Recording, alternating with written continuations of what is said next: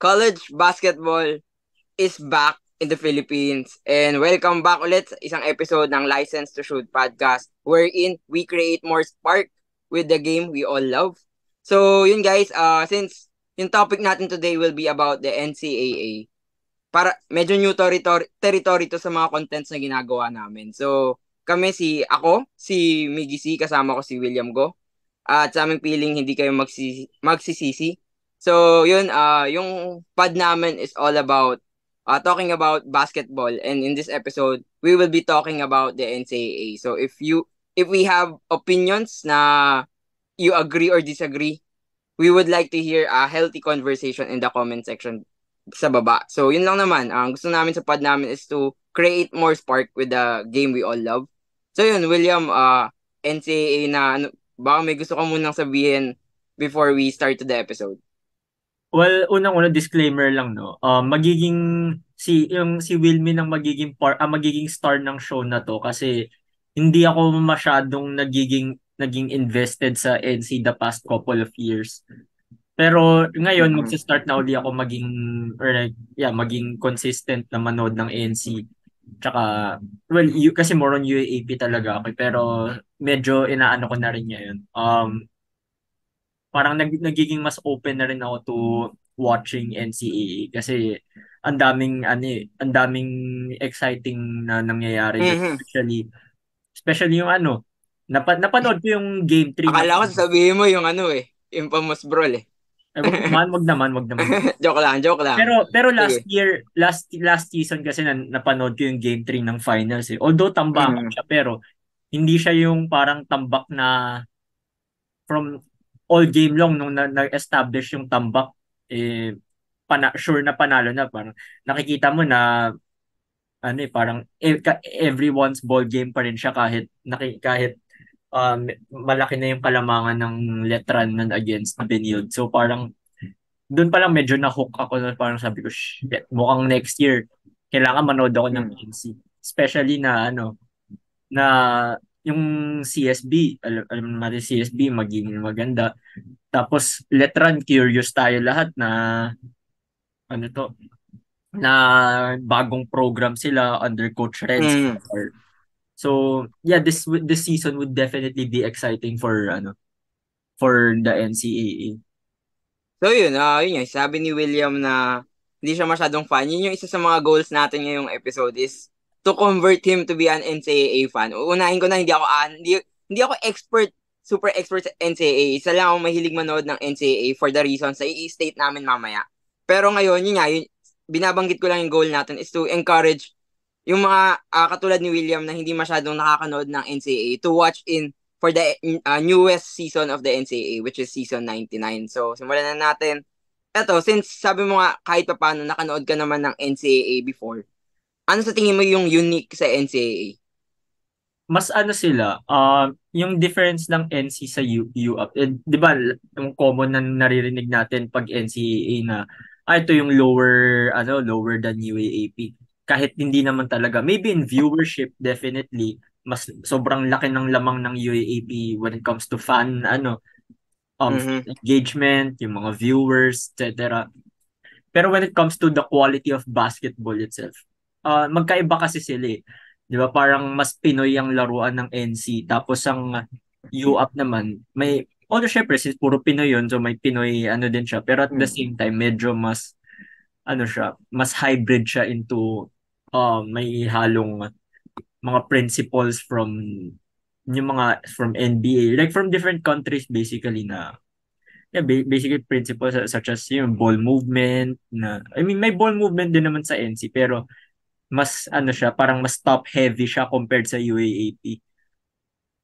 Tama naman. And yun, by the way, dadagdag ko lang sa NCAA, hindi I feel na same lang naman sila kasi alam mo naman nung PBA draft din, yung ang dami nating pinover about the draft. 30 plus NCAA graduates yung naka-draft, napadraft or na-draft, wait lang, sorry. Na-draft. Drafted nung Drafted. na-draft. So, 'di ba, yung kita mo yung quality naman ng and the talent that NCAA produces. 'Di ba? Hindi din biro. And yun, para sa akin, what makes the NCAA unique? Siguro ito talaga yung pinaka number one reason ko. Aside from yung sinabi mo na pag nanood ka ng NCAA, pisikalan, ganun, mas madaming, yung physicality na hinahanap natin sa Pilipinas, nandun sa NCAA, di ba? Pero yung reason kung bakit nagugustuhan ko parati NCAA, because NCAA is the land of second chances. So yun, bakit nga ba ganun? Kasi fan ako ng UAAP. Actually, si William din naman fan ng UAAP. Pero ako, as a fan of UAAP, hindi lang ako fan ng mga star players, pati yung mga bench warmers sa UAAP talaga pinapanood ko yun. Ay, tinitignan ko. And then natutuwa ako parate pag kunyari yung mga nasa 10th man or 12 man ng UAAP after one season biglang lilipat sa NCAA. Tapos biglang magiging hidden gem na Hmm. bigla siyang dun puputok sa NCAA. Sobrang nakakatuwa lang panoorin. And madaming testament na niyan. And it's 'Di not ba? because and it's not because Mhm. mababa competition sa NC compared sa UAAP. Kumbaga it's basically kung saan sila mag-fit eh. Diba? Tsaka ano, yung syempre kasi pag masikip pag madami na kayong Oo. talent doon na naglalabanan, ang hirap talaga magpakitang gilas, 'di ba? O sige. Masyadong masikip. Sige, sakto. Sino yung Sige, mga sige. top players on top of our heads lang na nung nasa NC sila, biglang hindi masyadong nagagamit tapos sa UAP hindi masyadong nagagamit tapos Mm. paglipat ng NC biglang ito pala magaling pala talaga to. Oh, sige. Ikaw. Ikaw muna. Will Gozum, Robert Bolick, Oh, 'di ba? sino pa nga yun yung sa kalimutan ko to yung ano eh. Sige. Ano 'yan? Si Art de la Cruz, Ateneo, tapos Oh. nag-San Beda. Mhm. Si, sino pa ba? Well, si Renz Abando, magaling naman na kasi talaga eh. Oh, hindi kasama yan si Ren sa Oo, bando. kasi hindi Magaling naman na talaga Baku yan, yun eh. nalipat lang. Si sino nga ba to? Hindi naman nag-UAP si CJ Perez eh. Ito hindi ko sure kung alam mo, pero si Justin Arana. Yan, ito yung pinaka recent Pero na alam ano, ko hindi siya naglaro sa UST eh. naglaro siya, sabi ko sa iyo fan ako ng mga kahit mga like 12 man, 10 Hindi, man. nag-team B lang siya or residency. Hindi, nag-UST talaga siya mismo. So Kailan? yun, season 7, wait lang. Season 78, rookie siya noon. So yun yung kay coach ano yung pangalan nun? Bong de la Cruz. Oo. Tapos he stayed for 2 more years with Coach Boy Sablan. So yun ito, actually, ayun. Sinimula mo na eh. So yun, si Justin Arana, isa sa mga testament kung bakit land of second chances yung NCAA. Kasi yun nga, first 3 years niya sa UAP, hindi siya masyado nagagamit. Actually, twinner pa siya nun eh. Parang hindi mo siya maintindihan kung small forward ba laruan niya, power forward ba, or center. Tapos medyo mapayat pa si Justin Arana nun. So after nung umalis siya sa UAAP, went to the NCAA for Arellano Chips. 2 years lang siya naglaro pero biglang naging most dominant big man siya nung panahon niya dun sa NCAA. And at the same time, top 4 siya sa PBA draft last year. So, di ba nakikita mo yung pag nabigyan ng chance lang yung isang player, magpapakita. So, di ba? Si ano Kahit, din pala, yun nga, Larry Muyang din. di ba, Larry Muyang din. From Lasal to Letran. Actually, yung kay Bolik din, si Bolik siguro para sa akin yung most successful as of the moment. Kasi di ba biglang sa Lasal, role player lang siya, ganun. Pangko nga lang eh. Oh, bangko siya first year. Tapos second year Tapos, medyo nagagamit siya ng tapos onte. binaba siya Team B. Tapos lumipat siya ng San Beda, biglang top 3 Team of the draft. Lion. Tapos biglang one of the best point guards in the PBA kung nagstay pa siya lalo ngayon. So, 'di ba? Tsaka So, ngayon, naglalaro ngayon, may nakalimutan yung banggitin. Si sino? Son. Oo nga, pero ano pa siya, like carving his own legacy pa kasi second Oh, year pa lang ata niya sa Benil, no, pero tama. nag-NU siya eh. NU siya season 79. Tapos biglang ngayon, Mm. naka-finals na sa Benilde. Yun. Yun yung point ko yun. Daming mga talents talaga na nadidiscover lalo sa NCAA. Kasi nga nabibigyan nila ng second chances yung mga players sa UAAP na nahihirapan kumuha ng mga minuto dito sa NCAA since mas marami yung teams nila. Mas nabibigyan ng chance yung mga players na to. And biglang nagbo-boom. So sobrang nakakatuwa lang. And another reason din, no, kung bakit, yun nga, Mm. parang, yung sa sinabi mo na kaya nga nagiging land of second chances ang NC. Kasi alam naman, aminin man natin no hindi, when it comes to exposure, when it comes to names, ganyan, bigger names, mas malaki sobrang laki ng angat ng UAAP kaysa NCAA. So parang Mm. paglipat nila, so syempre since yun nga, mas malaki yung exposure mo sa UAAP, maraming nag-aagawan ng spot sa UAAP. Kaya doon lang pupunta yung mga talent as much as possible. Tsaka syempre, magkami naman tayo, mas may pera din sa UAAP. So pagpunta nila doon, marami silang kaagaw sa pwesto. Sa Mm. playing time, sa touches, etc. So medyo makakahon yung laro nila doon. Or as we mentioned, mababawasan ka ng playing time. Mga iba, mauupo sa bench. Paglipat nila sa NC, doon kumbaga, na-unlock yung galing ng mga players. So, Mm. yeah, kaya we can't really, when it comes to quality of basketball, ang hirap i-compare ng NC sa UAAP. Like, well, mahirap i-compare in which league um, showcases a better quality of basketball. Mm. Yun nga. And NCAA naman, land of second chances. Titignan natin this season kung sino yung mga bagong recruit nila na magpapakitang gilas pa. Pero siguro din, actually nasabi mo na nga, another reason bakit ang saya sa NCAA is because yung physicality and the same time, yung rule din sa NCAA medyo mas baluwag.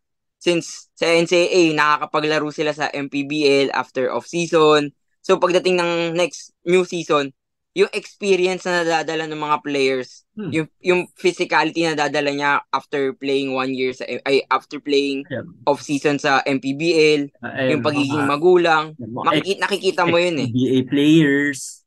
Oh, 'di ba? So, nadadagdagan din yung level nung laruan sa NCAA because of the rules that allows their players to grow as well. So, yun, may nadagdag ka ba bakit unique ang NCAA? Ito rin, ang lamang din or hindi naman necessarily lamang, pero what separates NCAA from UAAP din is, yung NCAA, mas, yung brand of basketball nila, mas patok sa mga masa. Mm. Na, yung mga sinabi natin, gulang, physicality, yun yung mga pag naglalaro tayo sa mga village court dyan or yung mga sa kanto-kanto, 'di ba? Pag may court dyan, may nakita kang naglalaro, wala ka namang nakikitang nagpapasahan na kung tutuusin na may ball movement, di kaya pag hindi maganda nilalaro ng isa dito sa isa or mag-defer muna siya sa iba.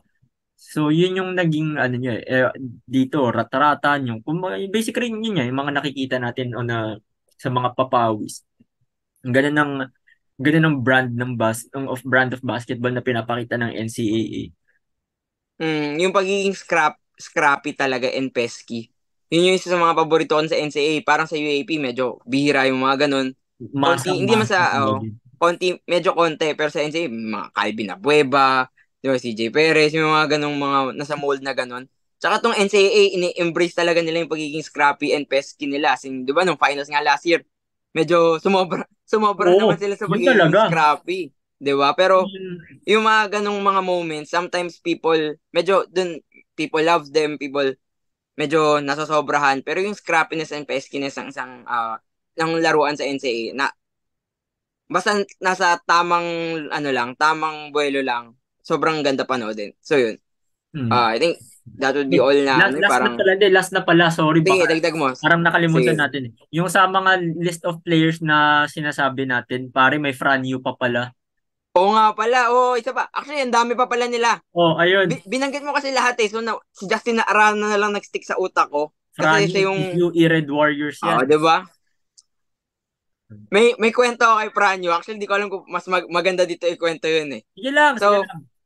rookie year niya sa UAAP season 78. Kung alam mo yung viral picture na yon, Oo, nanood ako nung game na yon. nakita ka Ateneo doon? versus nandun ako, Ateneo versus UE. So ito nga yung kwento ko noon. Season 78, yun yung year na wala si Sumang. So UE fan ako noon. So pinapanood ko yung UE. Ang idol ko noon si Bateler. Ano yun? Bonbon Bateler.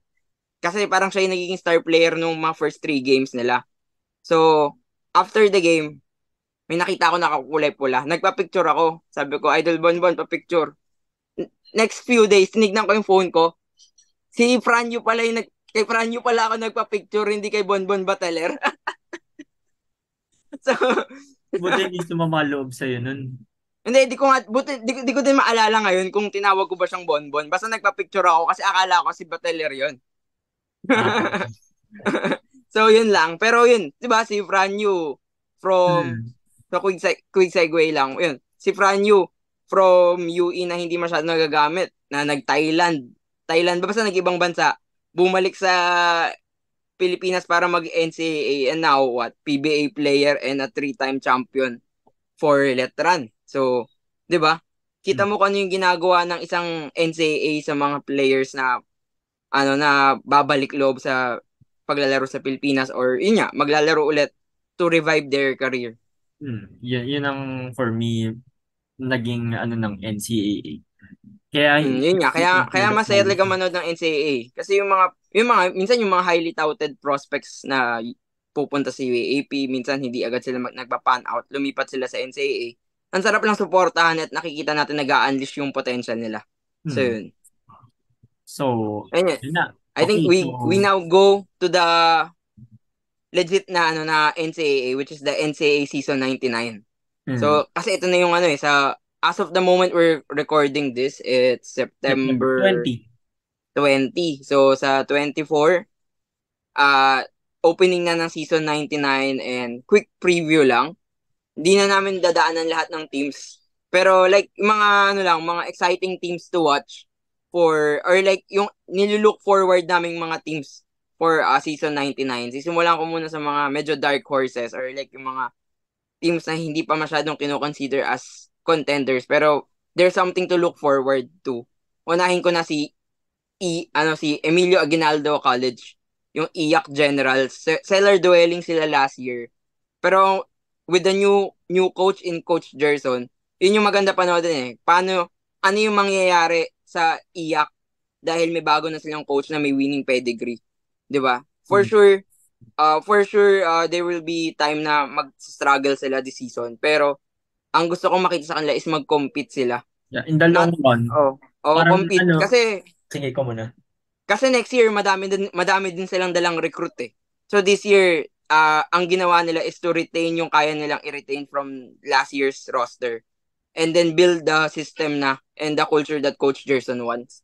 So titignan natin kung paano mangyayari yan this year sa season 99 for IAC. Kumbaga, Ayun. parang in the long run, slowly Mhm. yan, mag-aakyat ng aakyat yan sa ano, Mhm. yung teams nila. So, at least now, nagsisimula na sila on how to, parang, okay, paano natin babalik ta rin yung program natin from yun, lagi na sa baba, tapos aangat. Parang ngayon kasi they're building the foundation for the Mm. next few years. So, if Kasi, gumaan agad yun this year, baka next year contenders na sila.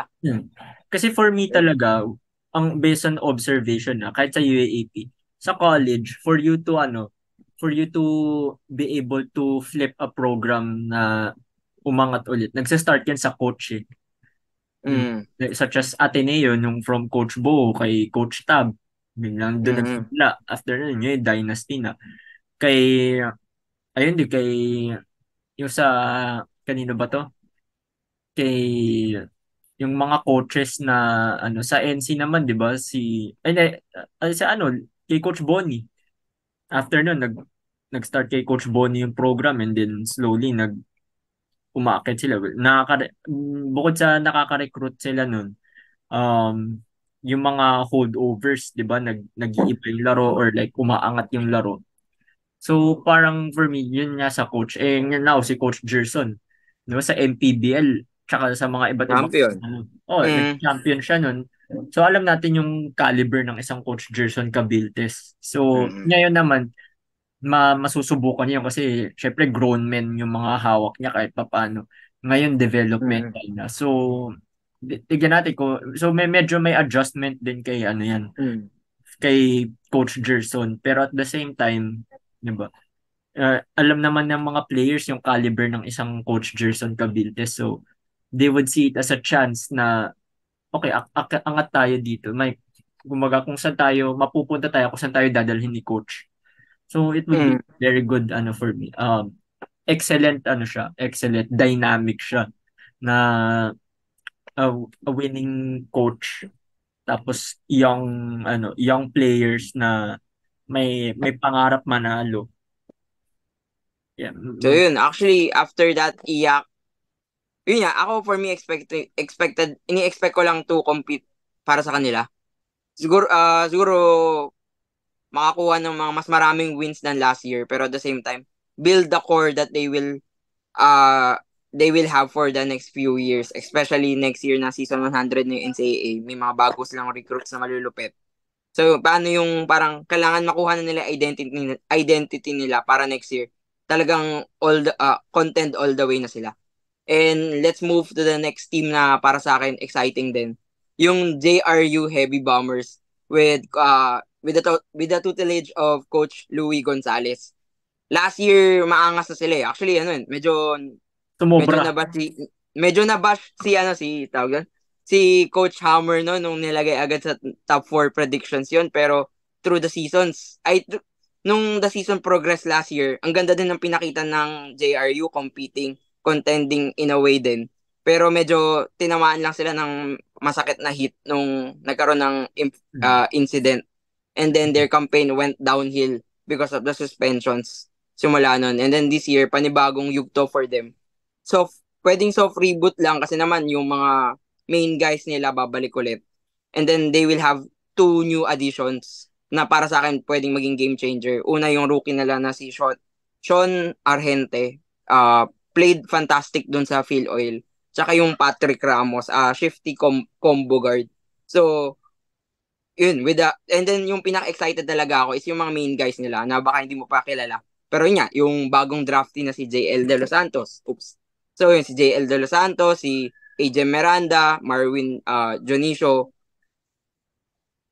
tsaka si Ryan Arenal. Yung pinaka-excited ako doon is naglaro lahat sila sa MPBL nung off-season. So yung pisikalan, tsaka yung pagiging physical nila, mas nadagdagan. Tsaka yung pagiging mas experience na sila ngayon. So, ipa-partner mo yon dun sa pagiging defensive coach ni Coach Louis. Parang match made in heaven eh. Titignan na lang natin kung paano nila ma-apply lahat ng mga natutunan nila.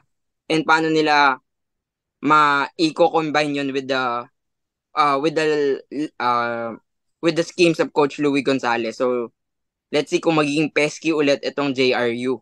So, yun. Actually, yun yung dalawang medyo two teams na nilulook forward ko aside from the contenders na sasabihin namin ngayon. And that's, simulan ko muna sa San Beda Red Lions. Ito, William, may alam ka ba sa San Beda? Ganun. Actually, we know naman na they have a great winning culture. And this season 99, what to look forward for San Beda? Siyempre, number one, Coach Norman. After 11 years, babalik na siya sa college basketball. Though iba to sa NC, pero I mean, alam naman natin na bata niya or like, naging player niya si Coach Yuri sa Ateneo. And then, not Mm-hmm. sure if naging assistant coach niya si Coach Yuri. So, kahit pa paano, I mean, alam naman natin na, di ba, last season, ang ganda ng pinakita ni Coach Yuri sa, Mm. San Beda. Pero, medyo, doon nakikita natin na medyo, hilaw pa eh. Or, hindi naman na parang, well, hindi pa naman yung hilaw. Actually, sobrang naman hilaw. Pero parang, may mga things pa siya that he needs to work on. So, Mm. parang, kaya magiging magandang dynamic na he has his coach that gave him multiple championships in the UAAP. Tapos, din, sino pa nga ba to? Tapos alam naman natin San Beda, di ba? Sanay yan lagi na dominate sila ng dominate sa NCAA. So ngayon, Mm. ito nga lang, unfamiliar. Actually, nung unang talo pa nga lang nila nung season 95 nun, yung pre-pandemic, yung season na yun, parang dun pa nga lang, unfamiliar territory na sa kanila yun eh. Well, Mm. we know the dominance of San Beda. So, championship or bust lang sila. Kaya ngayon, sobrang unfamiliar territory na. Kaya meron din silang gigil na meron silang gigil na manalo. Especially yung mga players na especially mga players ngayon, di ba? Parang, sino na lang ba yung natitira sa from their last championship? Like, 2018 pa yung last champion nila. Diba? Sino na Di yung ko, natitira nun? medyo sila eh, since last year, medyo nasa young bloods na Oh, talaga yun nga, sila eh. bago. Yun nga Mm. yung sinasabi ko sa inyo na bago. So parang it would give them that vibe or that feeling na parang, teka, ang San Beda laging champion Diba championship or boss niya ito eh. Pero bakit yung era natin, hindi na nagcha-champion compared sa Hmm. previous eras. So ano rin sila, meron din silang gigil and meron silang, gusto nila ipakita sa San Beda community na hindi kami talonan na San Beda. Ayun nga. Actually, yun yung pinaka-exciting sa Senbeda this year, to be honest, simulan ko na. Mas looking forward ako sa season 100 ng Senbeda kaysa season Oh, 99. daming transfers eh. Kasi sobrang nag-reload sila for season 100, pinaghahandaan yung 100th anniversary ng NCAA. Pero this year naman siguro the thing to look forward is na hold over naman nila yung kung sino yung mga main players nila from last year like si Andrada, Yukian Andrada, tapos si Jacob Cortez din, yung anak ni Kulkat. Kulkat, 'di ba? Mike Cortez 'yon. So yun, yung mga players na yun, I think they will play a vital part with the help of returning JV Gallego na dating NU player, NU Bulldogs. So I view them as a contender talaga. Kasi parang hindi mawawala sa San Beda yun eh. They have a good program and now they're rebuilding. Kahit na parang nagre-rebuild sila, nandun pa rin sila sa Lumalaban eh. Final Four contention. Just shows kung gaano kalaki yung winning culture na meron yung school na yun. So, yun lang. Actually, yun lang masasabi ko sa San Beda eh. Mas looking forward talaga ako sa season 100. Pero yung season 99 tingin ko nasa ano pa rin sila eh. Yun yung Final sa Four UP. and even Yun yung finals. sa Ha? UP na ni-recruit nila. Ayun, actually dapat season 99 lang to pero banggitin lang natin yung mga dadating for season 100. Yung dalawang Kalimag, RC and Richie Kalimag, yun yung nag-transfer sa San Beda, pati yung taga-UP na si Bismarck Lina. Ayun. And then yung pinaka inaantay ko talaga is yung FEU, si Brian Sahonya, na nung off-season, parang nagiging main man na siya kahit may 1 year residency pa siya. Oh So, my. Yeah. exciting things ahead for San Beda. Back. And I guess next team Uh, naman tayo. May sabihin ka pa sa San Beda? Wala na masyado. ayun na. Sabihin ko sana yung back to their glory days. I think we Dominant could days. see. I think malapit na ulit tayo makita yung glory days ng San Beda. Di ko lang sure kung this year. Pero may chance sila this year. I feel it. I feel na may chance naman sila this year. Pero let's go to another contender na feeling ko pinakamalaking chance. Ito yung CSB, College of St. Benilde. Feeling ko So, sila na yung favorites eh. bakit sila yung favorites? Ikaw, bakit favorites nga yung Benilde? Nakita natin yung run nila from last season na konti na lang champion na nila. Akala ko na nga sila na nga mananalo nun eh. 'Di ba? Hmm. Especially nung nawala si Franyo nung game 3. Yan. Although Letran became too much, especially nung game 3. So, pero itong actually mamaya pa yung sa Letran, pero for CSB lang naman, 'di ba? Will Gozum MVP pero hindi nag-champion. Parang knowing the story of Will Gozum na bangko sa UP for 2 years, tapos Hmm. ano lumipat sa NC kaso na pandemic so na-delay yung NCAA niya. And then nag-ano siya so ayun first season niya sa NC nagpakitang gilas agad. Tapos, Hmm. then the next, nag-MVP. No, fell short of a championship, tapos ejected pa siya. Kaya nga, di ba si Will Gozum nag-stay pa kahit ano na siya, PBA ready na siya. Diba? He decided to stay 1 more year sa NCAA. So, parang he had this unfinished business type of thing.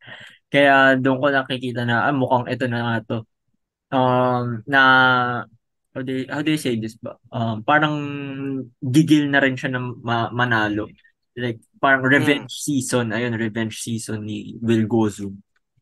Oh, and siguro to add lang, hindi lang kasi si Will Gozum yung gigil, pati yung mga kasama niya na bumalik, gigil din like si Miggy Corteza, former DLSU Green Archer din yan, na kahit pa paano parang sidekick ni Will Gozum na ready naman tumulong uh, all of the time. babalik. Tapos yung sinabi mo din kanina, si Mig Sokson, two guard na ah sobrang shooter in the NCAA, babalik din. So parang ang dami pang ang daming nandiyan pa yung kung ano yung lumaban nung finals last year. Parang si JC Cuellar lang tsaka si Jimboy Pastoran yung nawala. Na tingin ko we know naman JC Cuellar, a big blow dahil graduate na siya. Pero yung leadership na dinadala niya, kung kayang gawin, i-replicate ni Will Gosum yun and the other veterans of of CSB, tingin ko they could still spearhead for another finals appearance or maybe better na championship champion. for Coach Charles na yung tama ba si Raiko, 'di ba si Raiko Toroman yung Ayun, magiging yun din consultant pala, nila. So, consultant din na oh, Coach 'di ba? Raiko. So, Ayun, so international experience pa rin international mm, experience pa rin yan eh. parang naka all in yung binil this year. Bukod pa sa eto hot take lang pero tong binil parang UP ng NCAA ngayon. Sobrang sila, nagre-restock din sila eh.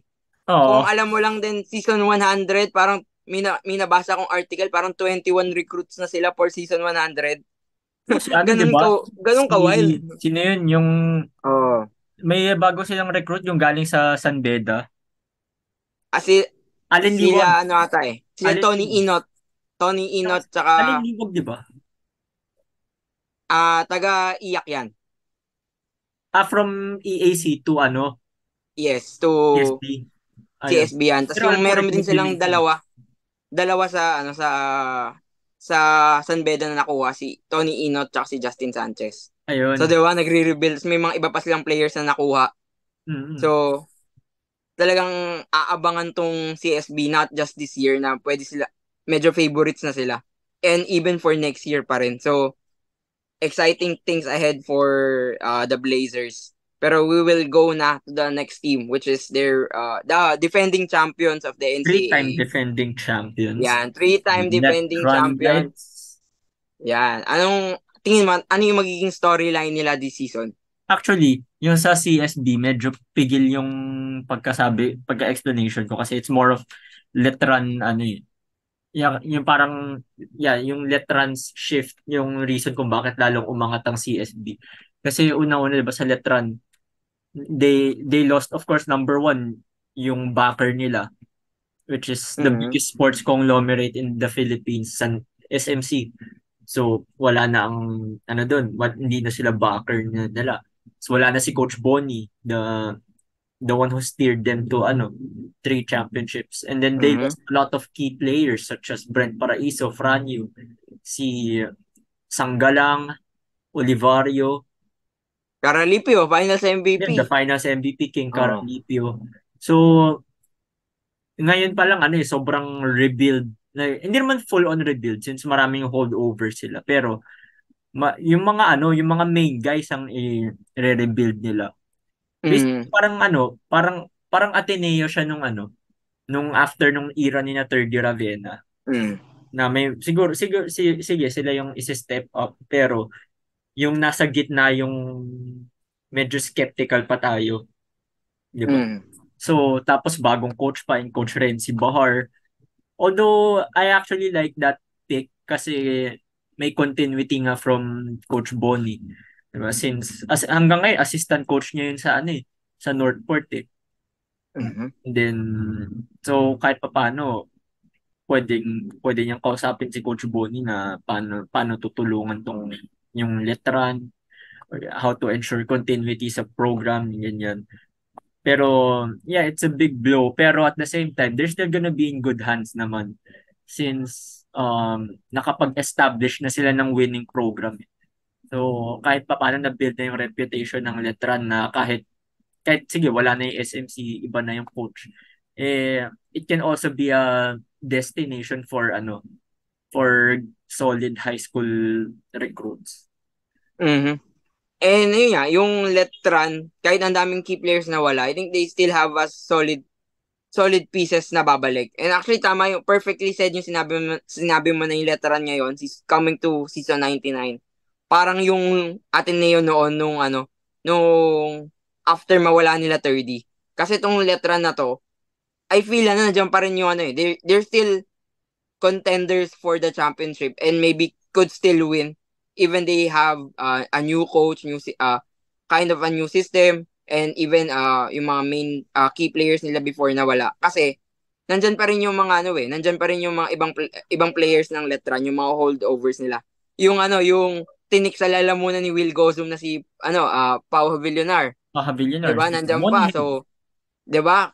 Masakit sa ulo yan si Javillonar for Will Gozum. Pwedeng maging Will Gozum stopper talaga yan. Maging talaga siya. Ano pa? Legit na Will Gozum stopper. And then Kurt sabi mo, Rayson.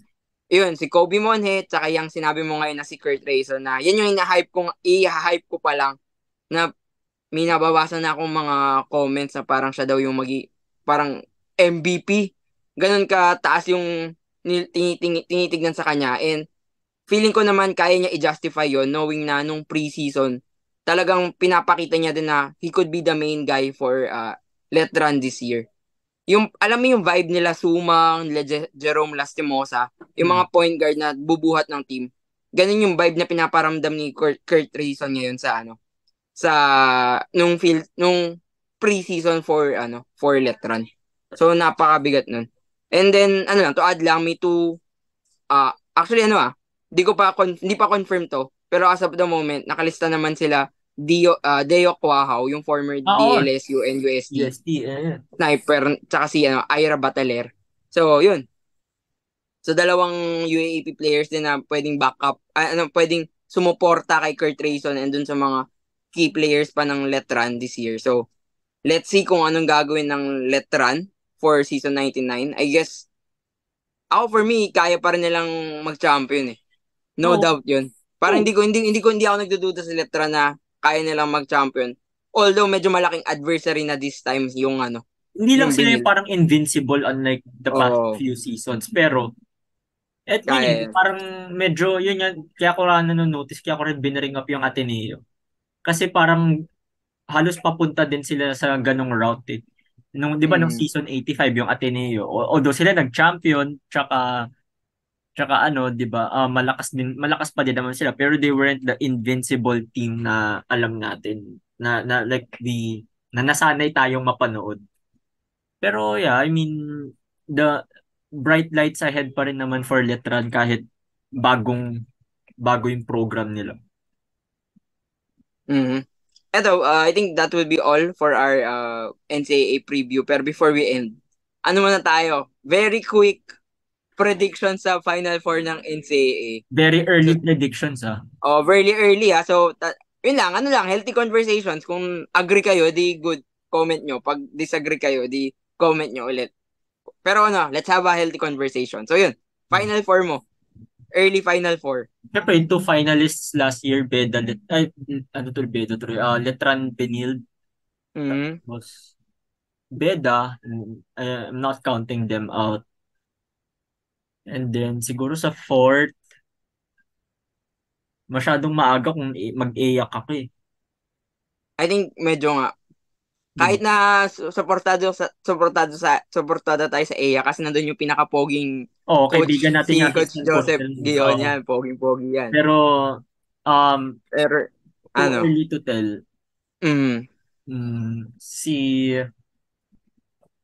Hindi ako masyadong, hindi ko Last year, alam. ang nag-Final Four nun, yung tatlong sinabi mo tsaka LPU. Which is, by Oo. the way, shout out lang kay Enoch Valdez. I'm hoping na mas maganda yung ipakita niya this year sa final year niya. Oh, it's Gilbert Malabanan ng coach nila, di ba? Mm-hmm. Sino pa nga ba yung Siguro si ano na lang.